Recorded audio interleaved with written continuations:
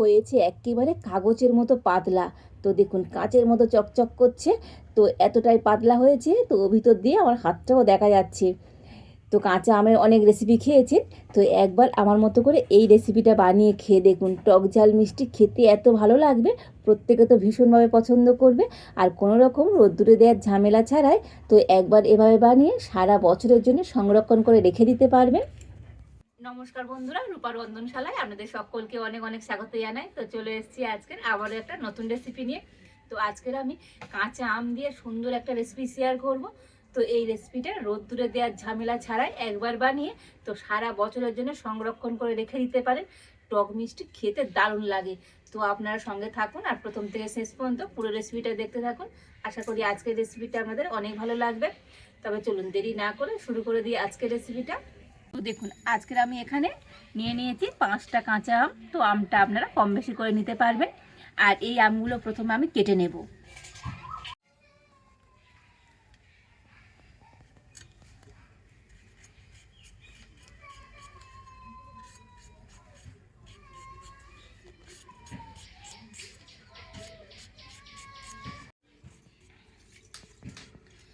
তো দেখুন আমের খোসাটা আমি ভালো করে ছাড়িয়ে নিয়েছি। আর এবারে আমটাকে কেটে নেব। তো এই আঁটিটা ফেলে দেব।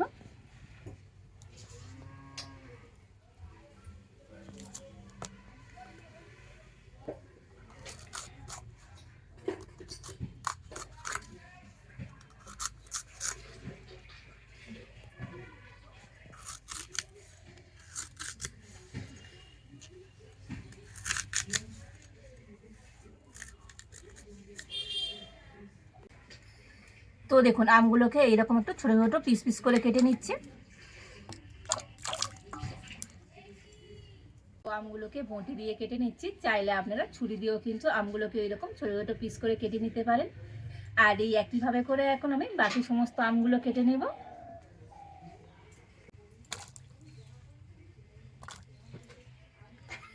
তো দেখুন সমস্ত আমগুলোকে এইরকম টুকরো টুকরো করে কেটে নিয়েছি।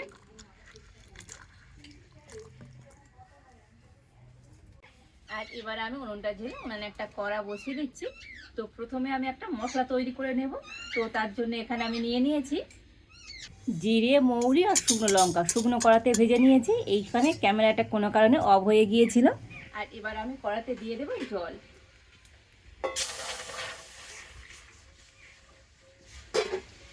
আর এই জলের মধ্যে কেটে রাখা আমগুলো দিয়ে দেব।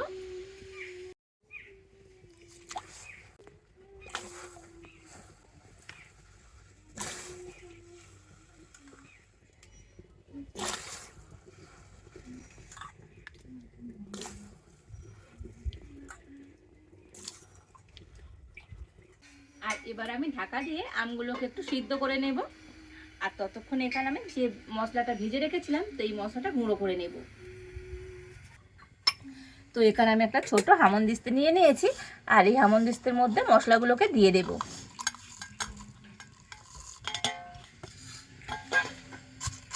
আর একটু এইভাবে ঠুকে নেব।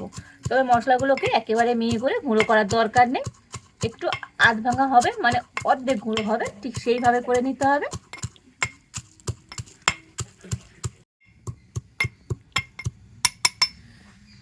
তো দেখুন মশলাটা গুঁড়ো করে নিয়েছি। আর এবার একটা বাটির মধ্যে করে নিয়ে নেব।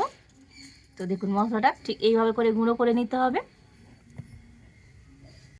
আর এবারে আমি এখানে নিয়ে নিয়েছি 1 বাটি মিচড়ি। তো দেখুন এখানে আমি এই কাটিং মিচড়িটা নিয়ে নিয়েছি। আর এই মিচড়িটা এবার গুঁড়ো করে নেব। তার জন্য একটা মিক্সি জার নিয়ে নিয়েছি। আর এই মিচড়িটা মিক্সি জারের মধ্যে দিয়ে দেব। আর এই মিচড়িটাকে এবার আমি মিক্সিতে একটু ভালো করে গুঁড়ো করে নিয়ে আসবো। তো দেখুন মিচড়িটা মিক্সিতে একদম মিহি করে গুঁড়ো করে নিয়ে চলে এসেছি। তো দেখুন, তো এইভাবে করে গুঁড়ো করে নিতে হবে। আর এবারে দেখুন এদিকে আমটাও সিদ্ধ হয়ে গিয়েছে। তো আম সিদ্ধ করতে সময় একদমই লাগে না। আর এবার আমি এই আমটাকে নামিয়ে নেব। আর এদিকে আমি একটা বড় ছাঁকনি নিয়ে নিয়েছি। তো ছাঁকনির মধ্যে দিয়ে আমগুলোকে ছেঁকে নেব।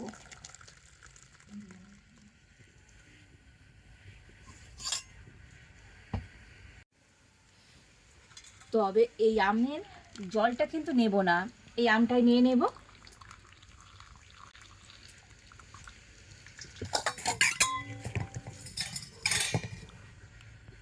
তো এই জলটাকে আমি এখন সাইডে রেখে দেব। এখানে একটা অন্য বাটির মধ্যে করে আমটা নিয়ে নিলাম। আর এবার একটা হাতার পিছন দিয়ে এইভাবে করে আমের পাল্পটাকে বার করে নেব। তো যেহেতু এটা খুবই গরম, তো হাত দিয়ে এটা করা যাবে না, তো সেই জন্য একটা চামচ দিয়ে তো এইভাবে করে আমের পাল্পটা বার করে নিতে হবে। আর এই ছাঁকির মধ্যে করে আমের পাল্পটা এইভাবে বার করে নিলে কী হবে বলুন তো, মানে আমের পাল্পটাও কিন্তু ছেঁকে নেওয়া হয়ে যাবে, সুন্দরভাবে কিন্তু ছেঁকে যাবে। আর এইভাবে করে নিন এই আমের পাল্পটা সুন্দরভাবে কিন্তু বার হয়ে যাবে।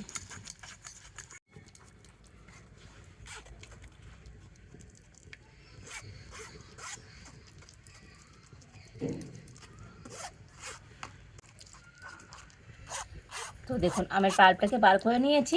আর আমের মধ্যে যে একটু ছিবড়ে ছিল তো রয়ে গিয়েছে। তো ওই কড়াতে এই আবারও আমের পাল্পটাকে নিয়ে দিয়ে দেব।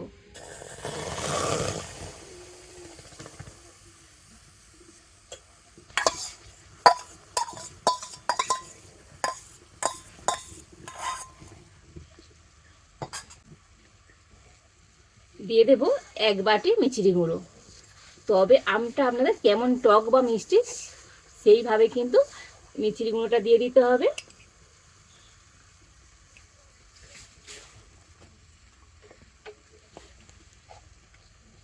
দিয়ে দেব 1/2 চামচ বিট লবণ।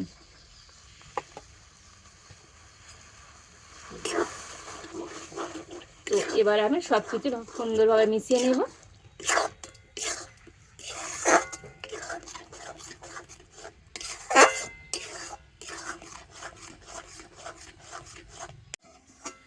তো এখানে আমি গুঁড়ো মিছরি দিয়ে দিলাম। তো আপনারা মিছরির পরিবর্তে চিনি দিতে পারেন, আর চিনি দিলে তো আপনারা গুঁড়ো করতে হবে, গোটা চিনি দিয়ে দেবেন। আর এবার আমি একটু হালকা জাল দিয়ে তো এটাকে কন্টিনিউ নাড়াচাড়া করে ভালো করে ফুটিয়ে আর ঘন করে নেব।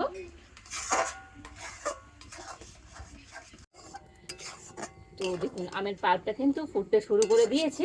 আর এবার আমি এর মধ্যে দিয়ে দেব যে ভাজা মশলাটা গুঁড়ো করে রেখেছিলাম, তো সেই মশলা 1 চামচ। আর এই মশলা দিলে তো যত সুন্দর একটা ফ্লেভার হবে, খেতেও সুন্দর লাগবে। তো এইভাবে একটু হালকা জাল দিয়ে ফুটিয়ে আরও একটু ঘন করে নিতে হবে। তো এটা এখনো কিন্তু একটু পাতলা আছে, তো আরও একটু ঘন করতে হবে।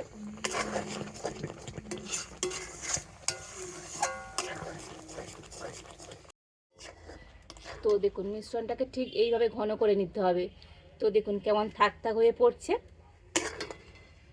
যখনই মিশ্রণটা ঠিক এই রকমই হবে তো এটাকে নামিয়ে নিতে হবে।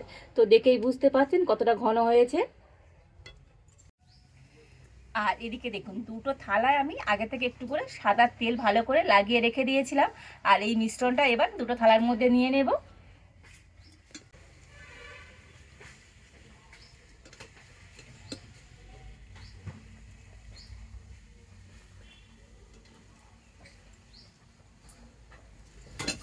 আর এবারে থালাটাকে নিয়ে এইভাবে একটুখানি ঘুরিয়ে নেব, মানে মিশ্রণটাকে থালার চারিধারের মধ্যে এইভাবে একটু ছড়িয়ে দিতে হবে।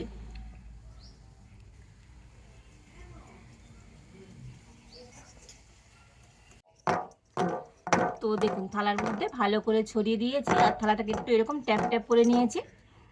আর এবারে আরও একটা থালার মধ্যে নিয়ে নেব।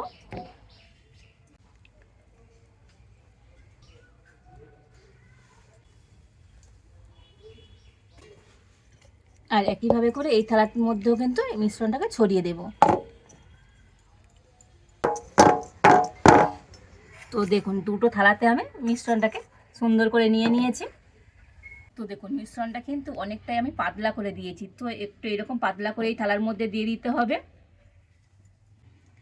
আর এগুলো এতটাই পাতলা করে দিয়েছি তো রোদ্দুরে দিতে লাগবে না, ফ্যানের হাওয়াতেই তো আপনারা কিন্তু এটাকে শুকিয়ে নিতে পারবেন।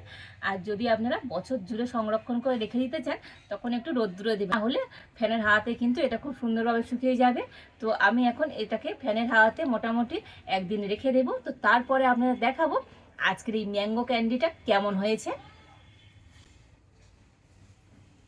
একদিন আমি ফ্যানের তলায় রেখেছিলাম, আর তারপরে আপনাদের তো দেখাবো আজকের এই ম্যাঙ্গো ক্যান্ডিটা কেমন হয়েছে। আর দেখুন কত সুন্দরভাবে শুকিয়ে গিয়েছে আর কত সুন্দর পাতলা হয়েছে দেখুন। আর এবার আমি একটা ছুরি নিয়েছি, তো ছুরি দিয়ে প্রথমে ধারটাকে এইভাবে একটু ছাড়িয়ে দেব।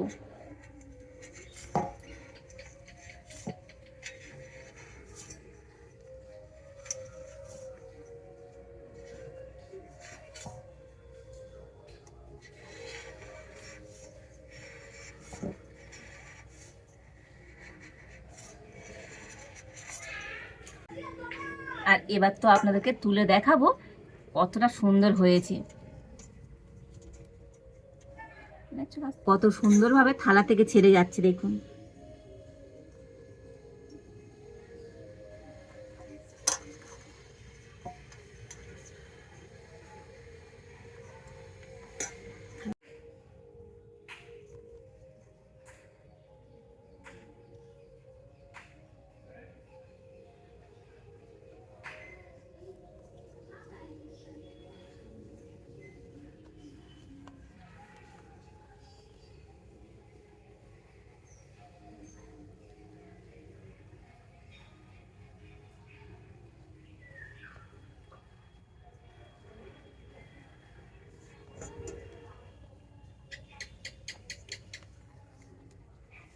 তো দেখুন কত সুন্দরভাবে থালা থেকে ছেড়ে গিয়েছে আর কত পাতলা হয়েছে দেখুন।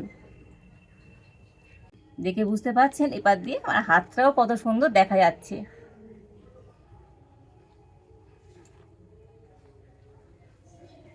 কত সুন্দর হয়েছে দেখুন, অসম্ভব সুন্দর লাগছে। তো এইভাবে একটু পাতলা করে তৈরি করে নিতে হবে।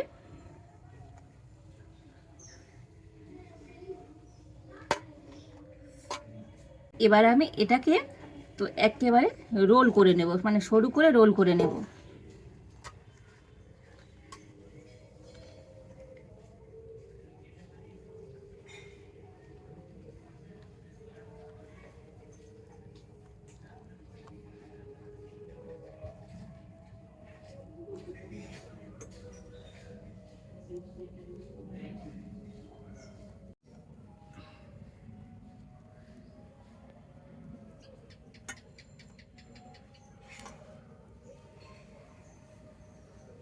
তো দেখুন একেবারে সরু করে সুন্দর করে রোল করে নিয়েছি।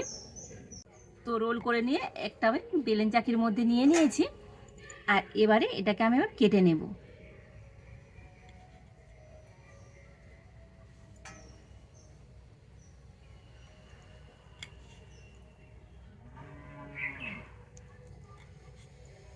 তো দেখুন এইভাবে করে একটুখানি সরু সরু করে কেটে নিচ্ছি।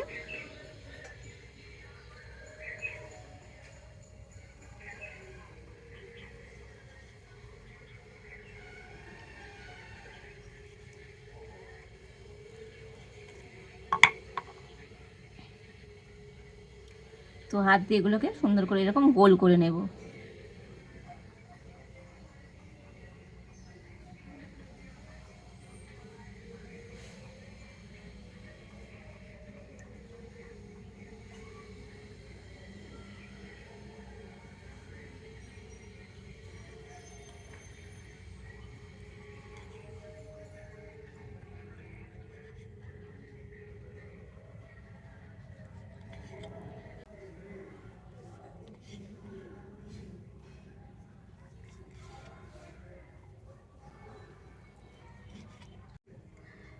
তো দেখুন এই ম্যাঙ্গো ক্যান্ডিগুলো কেটে নিয়েছি। আর এবার আমি আরও একটা থালার মধ্যে যেটা দিয়েছিলাম এটাকেও একইভাবে তুলে নেব। তো দেখুন আরও একটা থালা থেকেও এটা কিন্তু সুন্দরভাবে ছেড়ে যাচ্ছে। তো দেখুন সমস্ত ক্যান্ডিগুলোকে সুন্দর করে কেটে নিয়েছি। আর এবার আমি একটা প্লেটের মধ্যে করে নিয়ে নেব। দেখেছেন তো কতটা সুন্দর হয়েছে আজকের এই ক্যান্ডিগুলো।